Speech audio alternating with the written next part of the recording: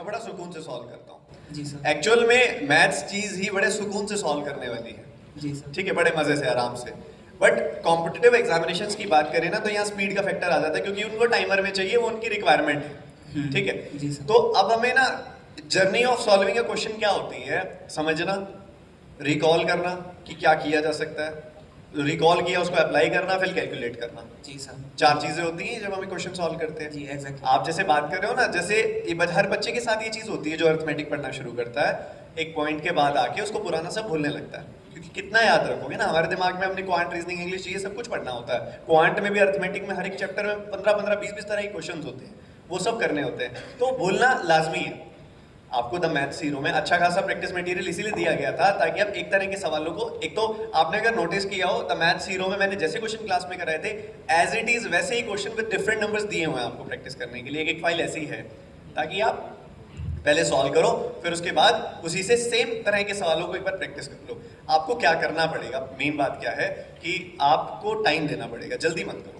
Arithmetic ऐसी नहीं है कि आप 2 महीने में, 3 महीने में सीख जाओगे। आपको डेडिकेटली 4-5 महीने देने पड़ेंगे, और वर्थ है।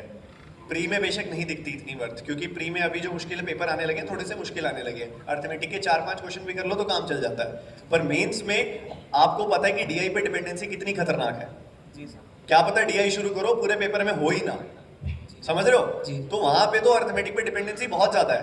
तो ये तो बहुत प्यारी इन्वेस्टमेंट है, अर्थमेटिक में टाइम देना। तो आप टाइम दो, चैप्टर शुरू किया, दूसरा चैप्टर चल रहा है ना, दूसरा चैप्टर चल रहा है, तो किसी दिन 1 घंटा निकाल के पुराना रिवाइज कर लिया। तीसरा चैप्टर चल रहा है, पहला दूसरा टाइम निकाल के थोड़ा थोड़ा, 1-1 घंटा थोड़ा थोड़ा रिवाइज कर लिया, अगले दिन थोड़ा थोड़ा और रिवाइज कर लिया। जी सर। और जब भी आप किसी चैप्टर को रिवाइज करते हो ना, हमेशा आपकी फर्स्ट प्रिपरेशन में अगर आपको फर्स्ट रिवीजन में आपको 2 घंटे लग रहे हैं, सेकंड रिवीजन में आपको 1 घंटा लगेगा, थर्ड रिवीजन में आपको आधा घंटा लगेगा उससे। और जब आप इतने परफेक्टली रिवीजन करते रहोगे ना चैप्टर्स की, तो पेपर से 1 दिन पहले बैठ के 2 घंटे में पूरी अर्थमेटिक रिवाइज करके जा सकते हो। ठीक है, तो ये साइकिल बनानी पड़ेगी। अपना पेपर पे लिख के पूरा कागज पे प्लान बनाओ, कलम उठाओ, कागज उठाओ। मैं आज भी उठाता हूँ। जी सर। ठीक है, मैं लिख जाता हूँ, पूरा लिखता हूँ कि बच्चों को अब क्या कराना चाहिए इस हफ्ते, क्या होना चाहिए, कौन सी पीडीएफ जानी चाहिए। तो अपना पूरा 1 हफ्ते का प्लान बना के बैठो कि मैं इस दिन इस समय इतना इतना करूंगा, और उसको पकड़ के फॉलो करो, हो जाएगा। पेशेंस रखना पड़ेगा, अर्थमेटिक पेशेंस मांगती है। जी sir. Thank you so much sir. Thank you so much. मेरी बारी कब आएगी? सर आपकी बारी तो आई हुई है। सर रीजनिंग की बारी कब आपकी आएगी? बारी ये रही। रीजनिंग की बारी कब आएगी? सर मेरे बात, अभी समय है सर, बहुत समय है। हम यही हैं आज लखनऊ में। हाँ जी बच्चे, good afternoon sir. Good afternoon. Sir मेरा नाम आदर्श दीक्षित है और मैं IBPS एसओ की तैयारी करता हूँ, एग्रीकल्चर फील्ड ऑफिसर के। तो सर मेरी प्रॉब्लम सबसे बड़ी ये है कि उसमें ज़्यादा पढ़ना नहीं होता मैथ को डीप में, मतलब कम उसकी कट ऑफ जाती है। और जो आप पढ़ाते हो DI, मतलब रेशियो और परसेंटेज पे खेल के इधर से उधर कर देते हो, वो मेरे पल्ले नहीं पड़ता है। और सर दूसरे टीचर से पढ़ने का मन नहीं होता है। अब सर ये बड़ी समस्या है, कैसे समझ आए फिर? तो आप चाहते हो कि कम पढ़ना है, तो कुछ मतलब सर कुछ ऐसा पढ़ा दे कि एसओ वाले जो ना थोड़ी कम जाती कटा। कम में काम चल जाए। हाँ मतलब थोड़ा सोच के बहुत कमजोर बालक है। तो आप एक काम करो, जी सर। हर एक चैप्टर का ना फर्स्ट क्लास देख लो पूरी, और उसके बाद एक गणित कोर्स है प्रैक्टिस का, पूरा मत देखो, गणित कोर्स देख लो। पहली क्लास सबकी देख लो, कॉन्सेप्ट वाली चैप्टर की, समझ रहे हो? जी सर। अरिथमेटिक के इंडिविजुअल चैप्टर की पहली क्लास देख लो, जिसमें मेन कॉन्सेप्ट की बात हो रही है। और उसके बाद ज्यादा डिटेल में जाने की बजाय गणित कोर्स है एक यस ऑफिसर पे, उसमें चैप्टर वाइज प्रैक्टिस कर लो। ठीक है, ठीक है, थैंक यू सर। पर पढ़ लो, बढ़िया रहेगा।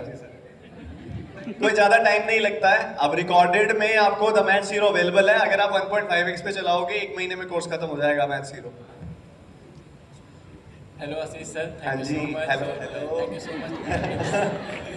इसको ध्यान ही नहीं था, मुझे माइक मिल जाएगा।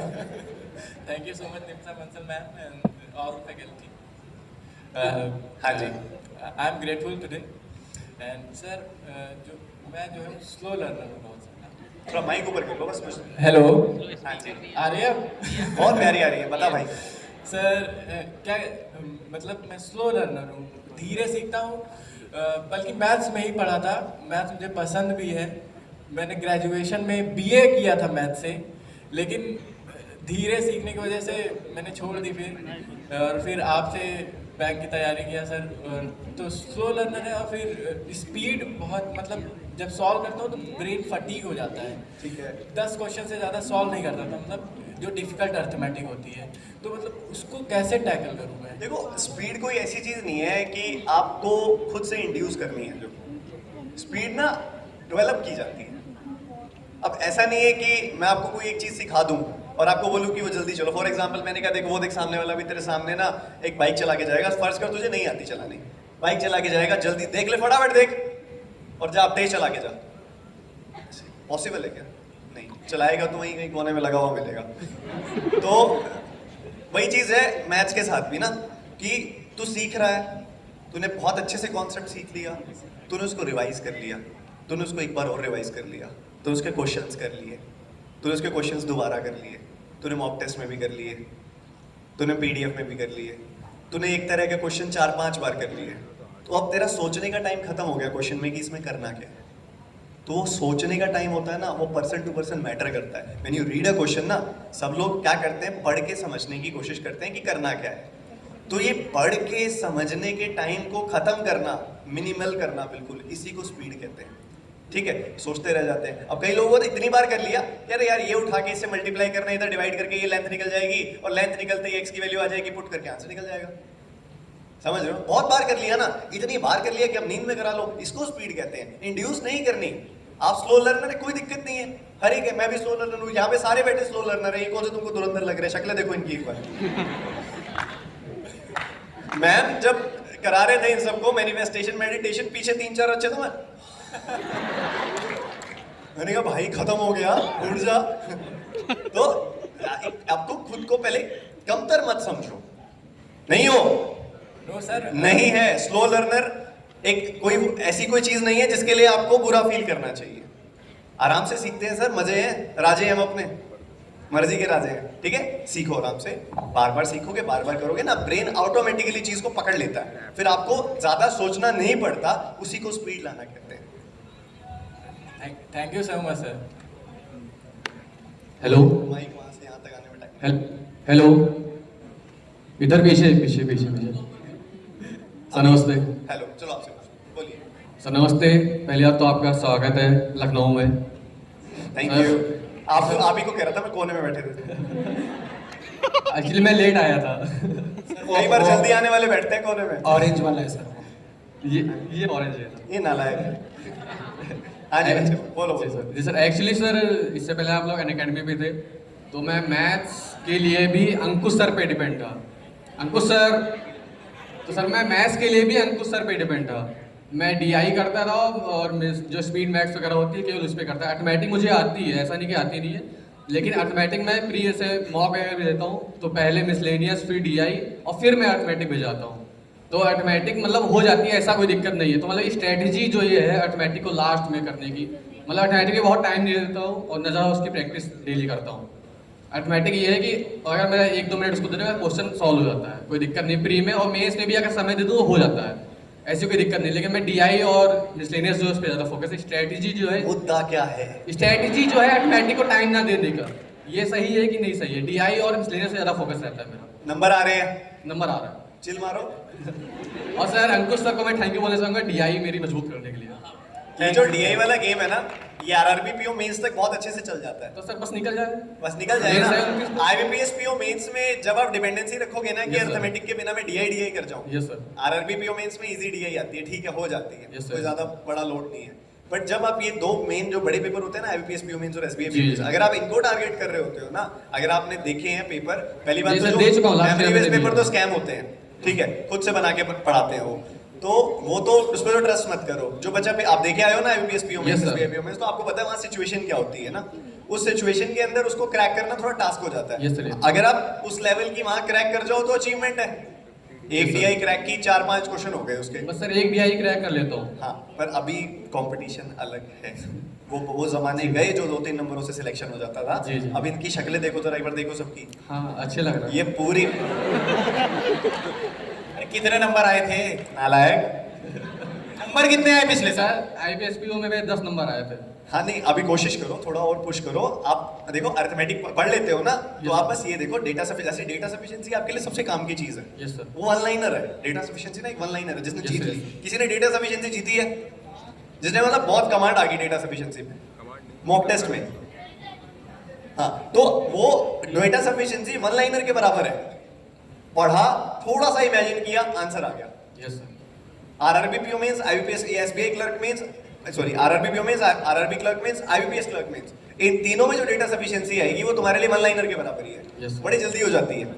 SBI PO means IBPS PO means में एक बेसिक अर्थमेटिक वर्ड प्रॉब्लम के बराबर टाइम लगेगा बट हो जाएगी डेटा सफिशिएंसी। तो अर्थमेटिक को थोड़ी तवज्जो दो, डीआई भी करो आपका, ठीक है। पता है क्या होता है, मेन बात होती है अपना गेम स्ट्रॉन्ग कर लेना। आपने जिसमें भी कर लिया, अब मैं क्या कर रहा हूँ, मैं एक जनरलाइज प्लान बना रहा हूँ। अर्थमेटिक जीतना रियलिस्टिक है, पेपर में आसान है। डीआई जीतना पेपर में बड़ा कठिन हो जाता है, ठीक है। तो मेरा एक रियलिस्टिक प्लान है। बट अगर आपने कंसिस्टेंटली प्रैक्टिस कर करके डीआई को अपना स्ट्रॉन्ग कर लिया, बहुत ज्यादा स्ट्रॉन्ग कर लिया, पहले उठाओ ना बाबा, किसने रोका है? मैंने तो बोला स्ट्रेटेजी आपकी खुद की होगी। Yes sir, yes sir. हाँ, और सर अंकुश सर डीआई कब करा रहे हैं? करवाना है क्या? जरूरत है क्या? जरूरत है क्या? सर मैं हाँ, first of all thank you sir audio approach के लिए। Audio approach. ऑडियो अप्रोच के लिए काफ़ी अच्छा है, उसी की वजह से मेरे काफ़ी अच्छे अटैम्प्ट हुए इस बार। बट सर मैं चाहती हूँ जैसे आरआरबी क्लर्क है अगर, तो मैं चाहती हूँ कि मेरे सारे अटैम्प्ट हों।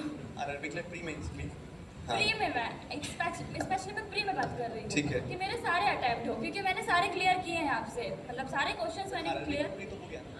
प्री फिर भी बता रही हूँ कि पूरे नहीं हुए थे मेरे, नहीं। मेरे पूरे अटेम्प्ट नहीं हुए थे उसमें, तो मुझे पूरा वो करना है, तो वो नहीं बन पाता, इसलिए मुझे लगता है कि मैं मतलब फुल तो अटेम्प्ट कर ही नहीं पाऊंगी। हो जाएगी। पता है क्या होता ये है, मेरा देखो सेकंड अटेम्प्ट है सर। कई सारी चीज़ मैटर करती है। आपकी शिफ्ट कौन सी है? अब देखो कितना मेरा इस बार बहुत पंगे कर दिए इन्होंने शिफ्ट में ना, बहुत ज़्यादा डिफरेंस ऑफ लेवल कर दिया। अब मान लो वो पेपर को बना देते हैं, आरआरबी पीओ की क्लोज ले जाते हैं, फिर आपके पास है तो वही मिनट ना, टाइम तो उतना ही है ना। कट ऑफ हाई जाती है ना फिर। आरआरबी तो अगर वो फिर होगी ना नॉर्मलाइजेशन, अगर आपकी शिफ्ट ठीक आई है ना तो निकल जाएगा। अब आपका मेन क्वेश्चन पे आते हैं ना कि आपको बेसिकली स्पीड इतनी ज़्यादा बढ़ा लेनी है कि फुल अटेम्प्ट कर लो। अब स्पीड ज़्यादा बढ़ाने में ना आरआरबी में जो मैटर करता है होता है कैलकुलेशन वाला पार्ट। क्वेश्चन बहुत सिंपल आते हैं, आपने देखा होगा अर्थमेटिक के क्वेश्चन ऐसे पढ़ते ही लगते हैं कि अरे क्या करना है, सीधा सीधा वो फॉर्मूला से रखना है और डिवाइड करना है, आंसर आ जाएगा। बहुत सीधे सीधे क्वेश्चन आते हैं। एप्लीकेशन वाला पार्ट जो होता है ना उसकी आदत छूट। आप कोई एक टॉपिक का कोई भी क्वेश्चन इमेजिन करो, कोई टाइप कुछ भी इमेजिन करो, उस तरह के टाइप के अगर मान लो आपने 10 क्वेश्चन कर लिए, 11वां मैं आपको दूं, कितनी देर लगेगी? तुरंत हो जाता है। तो वो काम करता है बस, ये तभी तो हो जाता है। आपका दिन भी होता है ना, मैटर करता है। अब आप कह रहे हो कि आपने कितने अटेम्प्ट किए थे आरआरबी क्लर्क में? 30 हाँ जी, 30 तो अच्छे अटेम्प्ट किए थे, कोई दिक्कत नहीं। शिफ्ट कौन सी थी, मुश्किल वाली थी, आसान वाली थी? मैं ये रिकॉल नहीं कर पाऊंगा कि सेकंड शिफ्ट थी या थर्ड शिफ्ट थी। मतलब ठीक थी, तो मुझे दिन नहीं याद। मतलब बहुत आसान बेसिक शिफ्ट थी। आपकी नॉर्मल जनरलाइज अटेम्प्ट क्या थे आपकी शिफ्ट में? हाँ सर नॉर्मली सब लोग क्या अटेम्प्ट करके आ रहे थे आपकी शिफ्ट में? 75 70 Quant में? क्वांट में लाइक 37 38 ऐसे। थोड़ा दिन आपका होता है कई बार, बहुत आपने मेहनत की है ना। कई बार हम ना बड़ा अपनी स्ट्रेटेजी को लेकर रिजिड होते हैं। कई बार लगता है हमने जैसे कर लिया, हमने कर लिया सर, सब कुछ कर लिया हमने। तो थोड़ा सा इंट्रोस्पेक्शन करो कि मैंने तो देखो बताने में कोई कसर छोड़ नहीं रखी, सब कुछ ही बता रखा है। कई बार हम क्या करते हैं ना, थोड़ा कस्टमाइजेशन कर देते हैं। तो देखो कि वो कस्टमाइजेशन मैंने की, क्या वो सही जा रही है, या सर ने बोला वही चीज़ एक बार करके देखते हैं एक बार दोबारा से। देखो एक बार थोड़ा इंट्रोस्पेक्शन और करना पड़ेगा। सर पहली बार मेरा RRB PO clear sorry pre clear हुआ है। बहुत बढ़िया, बधाई हो। और मेंस में सर टाइम पे बस 10-12 हो रहा है, उससे तो नहीं बढ़ रहा है मुझे कर। ये स्मोक में? क्या कहते हैं क्वांट के सेक्शनल में। ये स्मोक में? जी जी बहुत बढ़िया हो गया। 10-12 सर कुछ तो बहुत नहीं है, है, बहुत है। वहाँ पे भी इतना ही करेंगे। पहले ये फील करो कि वो बहुत है। अच्छे अच्छे हम ना एक्चुअल में ना इस चीज़ को पकड़ के बैठ जाते हैं कि हम कम चल रहे हैं बहुत ज़्यादा ना। वो कई बार ना वो हमें सेल्फ डाउट की तरफ ले जाती है। पहले तो ना अच्छे कर रहे हो, 10-12 अटेम्प्ट बुरे नहीं है, आपने अचीव तो किया है ना 10-12 तक। लोगों के 5-6 हो रहे हैं, ठीक है। 10-12 यहाँ पे आप अटेम्प्ट बोल रहे हो, मार्क्स बोल रहे हो, अटेम्प्ट। और किसी भी मॉक टेस्ट में यही नंबर 15-16 पे जाएगा।